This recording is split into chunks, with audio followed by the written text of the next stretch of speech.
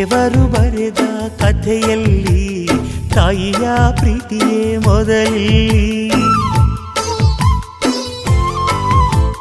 ಹೆತ್ತವಳು ಬರೆದ ಕಥೆಯಲ್ಲಿ ಕಂದನ ಪ್ರೀತಿಯೇ ಮೊದಲಿಲ್ಲಿ. ಹಾರಾರಿರಾರೋ ಹಾಡು ಪ್ರೀತಿಗೆ ಮೊದಲ ಹಾಡು. ಅಮ್ಮ ಅನ್ನೋ ಮಾತು ಪ್ರೀತಿಗೆ ಮೊದಲ ತುತ್ತು. ದೇವರು ಬರೆದ ಕಥೆಯಲ್ಲಿ ತಾಯಿಯ ಪ್ರೀತಿಯೇ ಮೊದಲಿಲ್ಲಿ.